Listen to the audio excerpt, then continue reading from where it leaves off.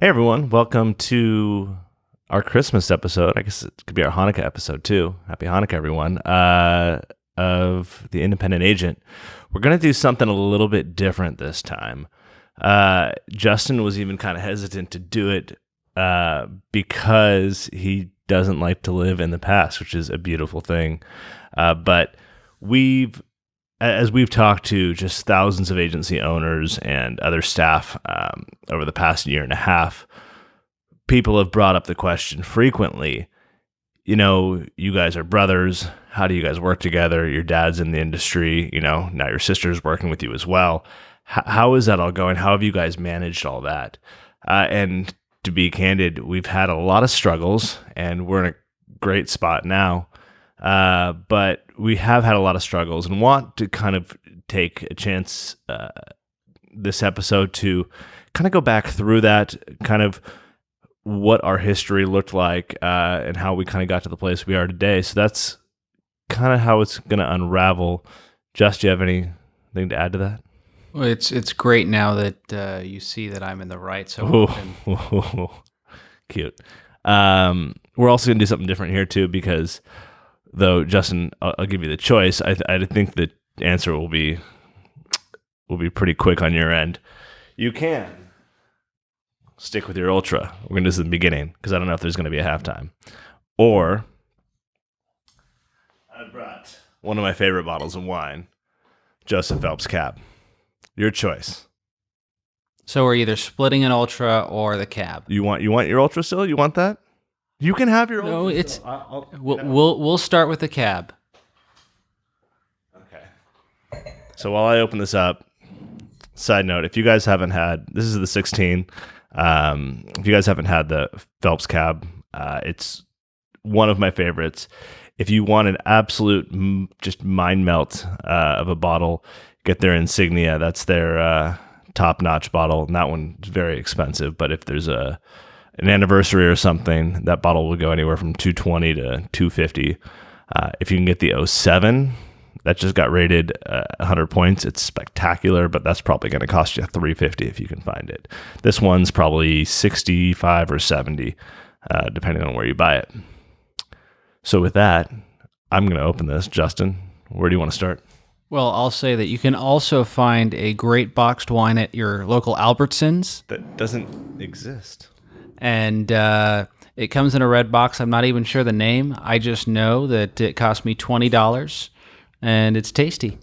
So we'll see this upgrade. But a little bit of background, because people do ask us, hey, have you been through any significant issues? Have you always worked well together? And the short answer is no, we have not always worked well together.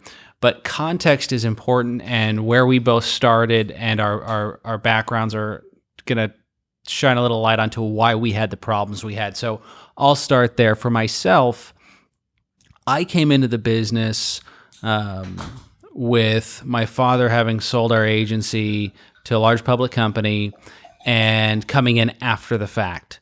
So I had to come into the agency, become a producer, and work for something that was obviously not my own at the beginning. So that was my starting point. It also, thank you very much. Mm-hmm. It also was an environment where I was afforded an opportunity to come into an agency when I really didn't deserve it. If you looked at my personality profile, you would find someone who was not a natural salesperson. But I was the son of an individual who was acquired by this company. And as we know, nepotism tends to run pretty rampant in this industry. So I was given an opportunity to perform. The community around me, by and large, was not happy about myself coming into the business. And I had some resistance. So I had to prove myself very early and do a lot of heavy lifting early on just to be able to be considered part of the team, because I was that outsider coming in. So that colored a lot of my experience, what it took to be a part of that team and demonstrate that I wasn't just given the opportunity, even though I was, because of who my father was. I had to earn it and demonstrate my value. So that's how I came into the business. Jordan, how did you come into the business? I came in because Justin, and I quote, wanted to make me the Tiger Woods of insurance. No, actually, it's one of the few things that I'm super grateful for. I came out of college and was getting married, and I was going to go work for an equipment leasing company, and there was a ton of young people that were working there, and I was going to go join and kind of go for the experience over, any income potential that it could provide. And Justin really sat me down. He's like, you're missing it. You don't really, I know insurance is not what you want to go into, but I think we could build you into something. And I don't know, he wasn't the greatest salesman, but he sold me. So I was a fantastic salesman that day. So yeah, I came in, we were at the company, and then pretty quickly, we weren't anymore. And so within 8 months, 10 months of me being there, we bought ourselves back within 8 months of you coming on board. Right. And so then I became the CEO of an insurance agency while Justin was the president, because everything had to be fair, right? And so equal titles, even though I didn't even know how to spell insurance. I didn't know how to run a business, nor did Justin. Kind of went off on our own, and we partnered up with a friend that was a family friend agency that my dad used to do work with, to utilize an agency management system and their appointments. And it was tough. And that was June of 2008. And then October 2008 happened, and the world collapsed. And all we did was insure contractors. So our book pretty much within 6 months was worth about half, because new construction fell off a cliff, especially new tract construction, of which many of our clients were involved with. I remember actually it was January, February of 10 over January, February of 09, our revenue was like 55% lower those 2 months. And I looked at Justin and said, I don't know if this thing's going to survive, kudos to Papa Goodman, who gave us one of those, hey, I'll lend you some cash, pay me back when you can loans, because no one else was lending at that time. You couldn't, especially do a new business. So, yeah, super grateful to our dad as well for that. But then we kind of took off selling on our own. Justin was really the only one. We had a couple account managers, and Justin was the only one who really knew anything about insurance. So he actually had to manage the shop and manage the existing clients, and I was kind of tasked with trying to go sell insurance, and he had to come out with me different appointments to actually close them. I was just trying to get us in the door. And I would point out too that when we talk about our perspective, and we'll get to the problem in a minute, but the challenge for me was I learned a tremendous amount at my previous employer. I implemented a lot. And when we bought our agency back, I had to build everything up from scratch again. I had to build the database. We had 15,000 certs that needed to be input in the system. So that was all on my shoulders, getting all of that done. And during some of that time, there was nothing that Jordan could be doing. Mm-hmm. There was just nothing relevant to the business, because he had to wait until I was set up to have a green light to even have bandwidth for new opportunity. And so then, and only... Remember, I was schlepping life insurance on the side. Yes. Trying to have some extra income there. But So we had challenges there. And then ultimately being 50-50 business partners, which we found ourselves in, despite one person not having the knowledge and the other person having the knowledge. We equated it differently. So we had different compensation, but we had equal equity in the company. So we set ourselves up in some unique challenges out the gate, but it really was something that we would later go, hey, maybe we should have given some more thought at this ahead of time. Right. I probably should have had more equity. Or less. Yeah. So I think, if you've been listening to any of these episodes, you can probably, again, I'm sorry. It's unbelievable.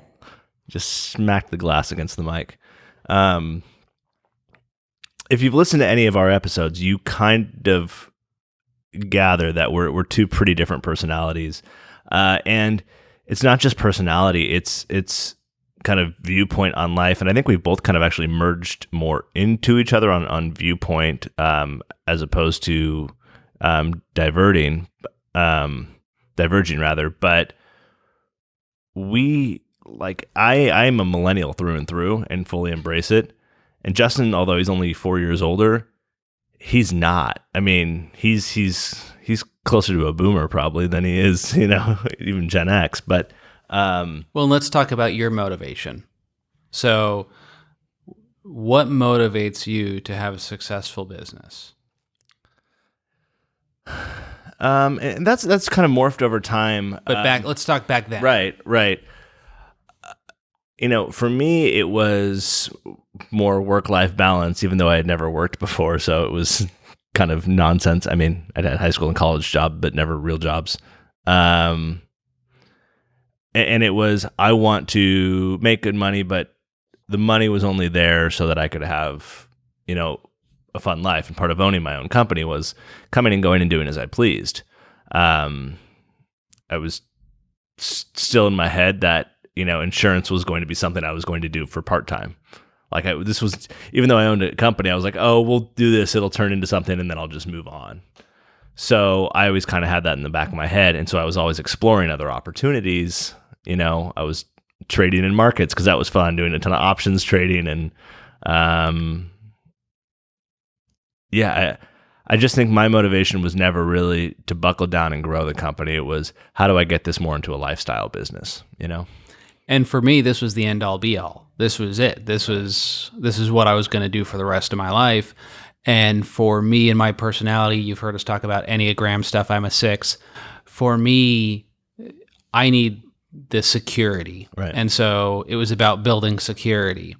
And so one of the challenges we had is I could clearly see to him, he was wanting it to be a lifestyle business.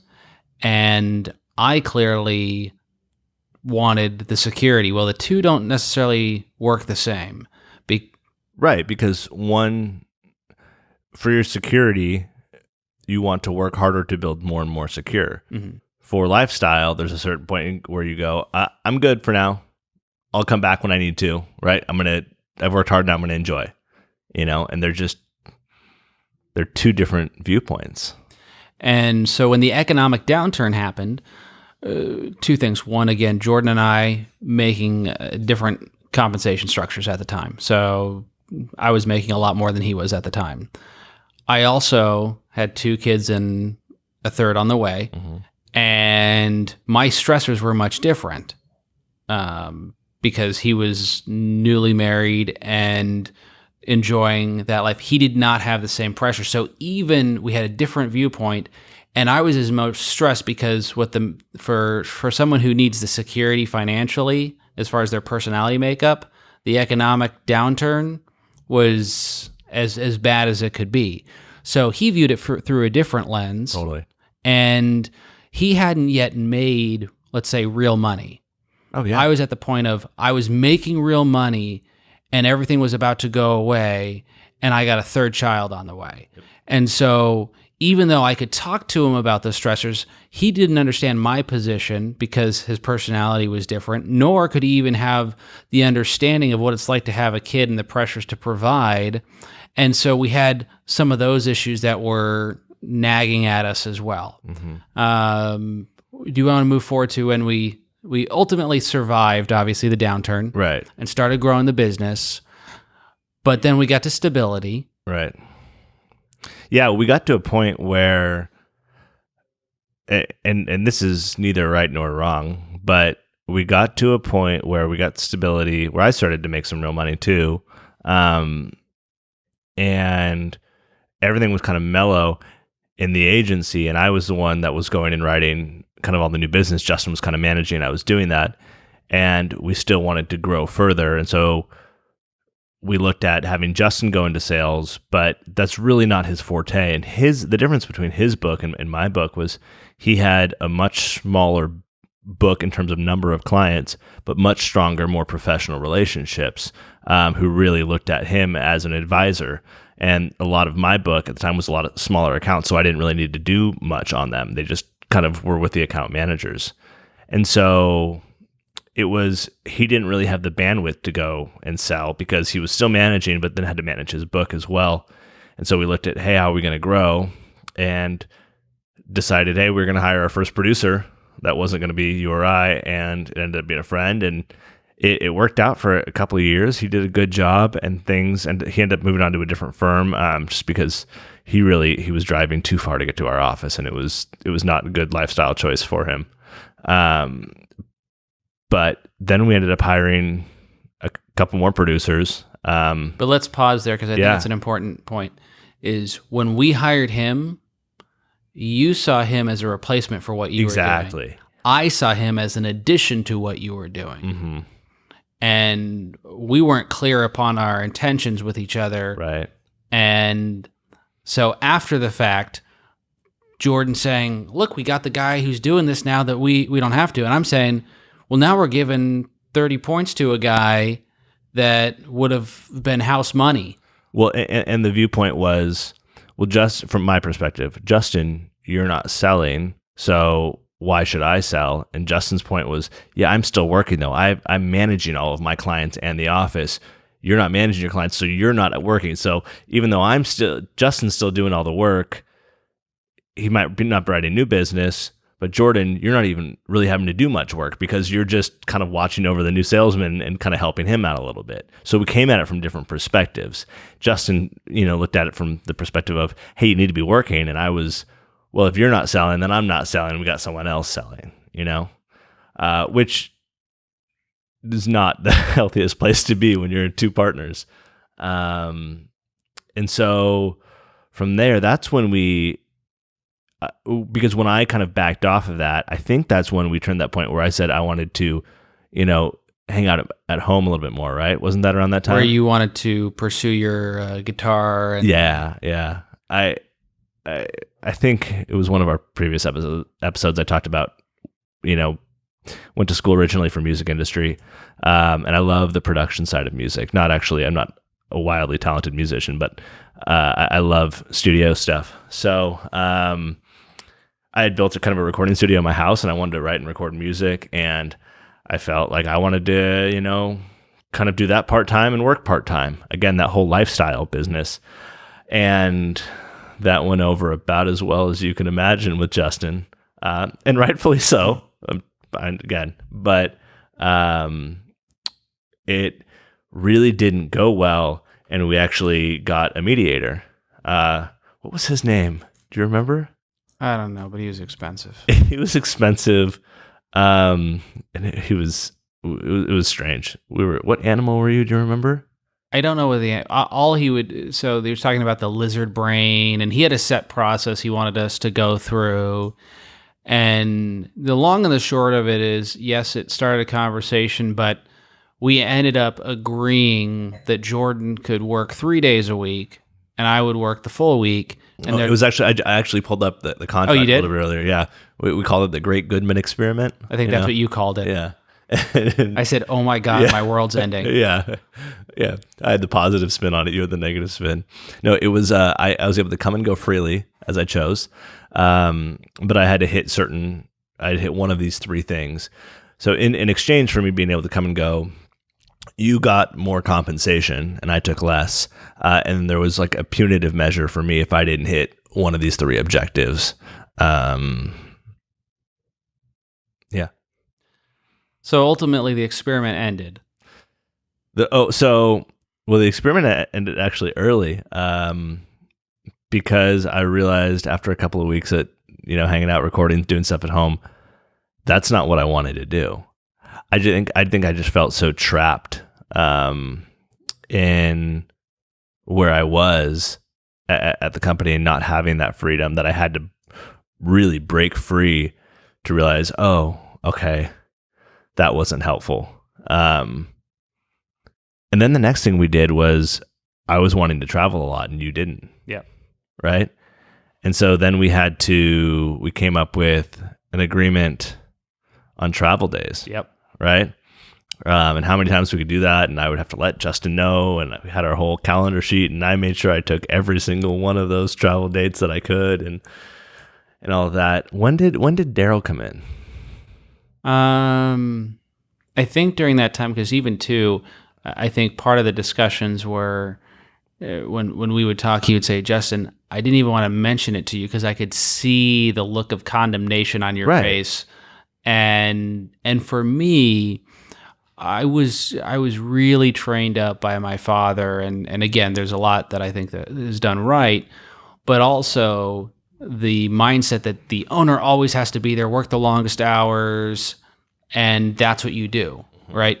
And that's not always the best thing, because then the owner doesn't ever recharge. And then the owner is stressed and can't make informed decisions because mentally they're not fully functional.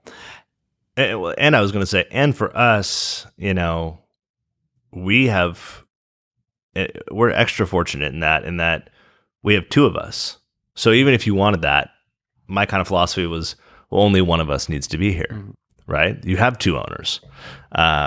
That was also not the most accurate perspective, because Justin was still the person who everyone in the office would go to with questions, and they wouldn't come to me, just because Justin's more the technical guy and I'm more the sales guy, even though I think I know more than you now. That's all right. Okay. So I think we then moved on to, and we're obviously very calm about this now because we're in a really good spot, but there were legitimately times where I told my wife, like, I'm just going to have him buy me out and get out. Like, I'm just done. It's not worth it. It's not worth not having a relationship with my brother. My dad was not happy. He was taking mostly Justin's side, and I get that on a lot of these issues, because it was the philosophy that he had, and it legitimately almost broke up a couple of times. Yeah.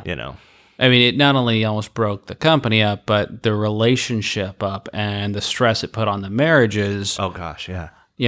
And because each wife only hears what the husband is sharing in his perspective. Right. And heaven forbid that husband doesn't tell the narrative in the truly nonpartisan way it should be told. And so then everyone digs in. And so it took a second round of mediation to really get some progress. Yeah. And that one I think was a lot more practical. That one was actually interesting too, because that took a lot of trust on Justin's behalf. The guy that we ended up using for this was a guy that I had known for 8-9 years and looked at as a mentor, etc. And so he was kind of on my side, so to speak, or was coming from my perspective and was here to help. And then once he got to know Justin, once Justin actually started to trust him, he told me, well, Jordan, there's some things that you probably, I've just heard from you that I've heard Justin's perspective that are a little bit different. And I don't know, we charted out a path and set forth expectations. And I think one of the biggest things that he trained us to do, now maybe it wasn't him, but I can think of him saying this a ton of times, was you both need to get to a place where you're working on the business, not in the business. And so we really made a concerted effort to pull ourselves away from some of those roles and really work on the business and implement different procedures that allowed us to really step away a little bit, Well, but I think a step before that was we actually had him go and interview every one of our employees. Oh, that's right. That's right. And that was helpful because they had seen him around enough to trust him and build rapport, and he kept it anonymous, so we didn't know who said what, and gave us an honest assessment of each of our weaknesses, each of our strengths, and what that allowed for was a little bit more clarity on our part, because one of the things that we find in businesses with family members or partners, there are certain areas that you're just weaker in, but you don't necessarily want to admit that you're weaker in those areas. Now, Jordan has a unique ability in that he is very candid about what his weak points are. Me, I will take on any challenge, say I can do anything, regardless if there's not data to back it up. That's just how my personality is. The problem is that when you have that mindset, you're less open to when someone says, you're not the best fit, we need to deploy other resources to solve this problem, and you're not being intellectually honest about this situation. Right. So ultimately what we did and what we achieved after gathering this information, where we were both strong in and able to say, what do you want to do, Justin? What do you want to do, Jordan? Are you strong in the area that you want to play in? Mm-hmm. And if you are, okay, you're going to play in that space and you're going to be held accountable to that.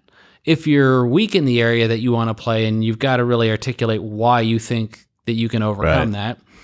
And then we charted out a very detailed roadmap, and it was a very extensive Excel spreadsheet with targets that we had to hit, objectives within the agency, and we had our responsibilities, what was on his plate, what was on my plate, and every month we met with Daryl to make sure we were accountable to those things. Right.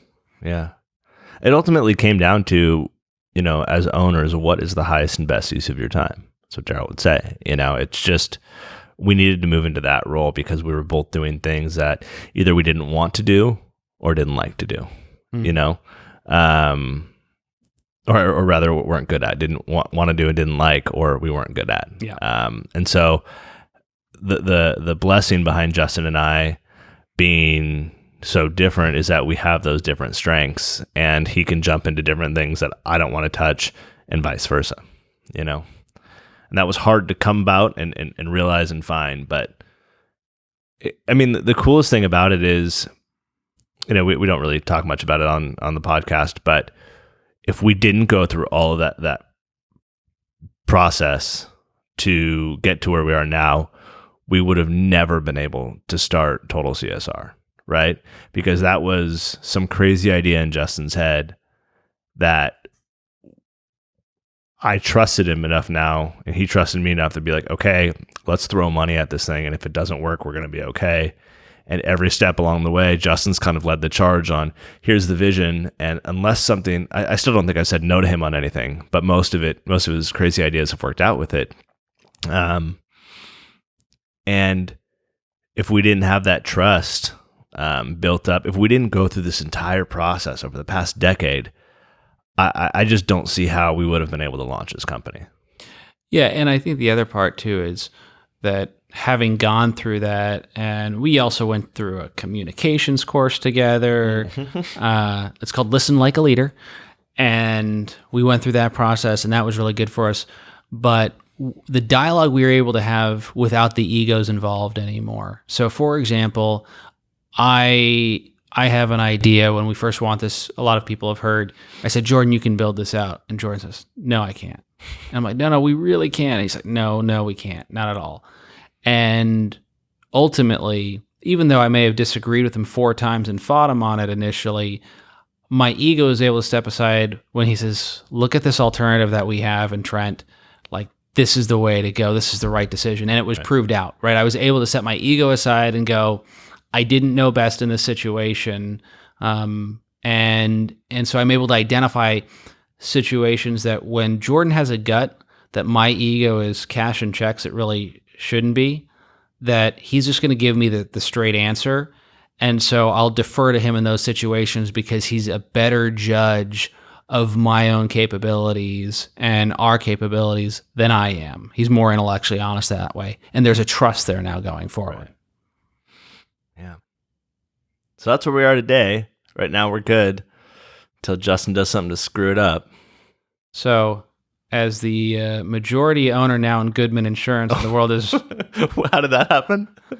You remember the day on the golf course where I got that extra percentage point? Yeah, I think the problem is that we were drinking, so those don't hold water when there's inebriation involved. Oh, that's probably not true. Prior to the round. Still. The verbal agreement was prior. Yeah. Anyway, I hope this was helpful for some of you guys. I know in this insurance business, there's a lot of families and a lot of siblings and parents and even grandparents, and things can get muddled. And we're all different and all come from different backgrounds and experiences. But I would say find ways to make it work. Hire people. It's worth every penny if you can actually get to a point where you can hear and trust each other. It's kind of what I got. Yeah, and I would say if you would have asked me, let's say 12 months or 18 months past when Jordan and I got on the same page, I would still tell you I was a little pissed about spending another 20 grand on consulting to actually mediate it, right? Because the return for me wasn't there, because I saw it by and large like as unnecessary. Like, he should just think like me. Like, then we're good. Right. But now seeing that we would have never been able to do what we're doing now without that return is huge, substantial. We can't even calculate that. And so it's one of those things that in the short run, you may say it's expensive, but when you look at what you don't know in the future and the opportunities it opens up because you guys are on the same path, on the same track, and actually understanding how to use your talents in the way that's most beneficial to the organization, then the reward is there. And so if you're in a family business that's struggling, get the outside help you need to work through those issues. And we're always happy to talk to you. You have questions, you can always reach out to us. We can tell you all the nitty gritty of, he'll tell you every stupid word that came out of my mouth at different times. And I've already got mine archived that I can just email over to you from him. So,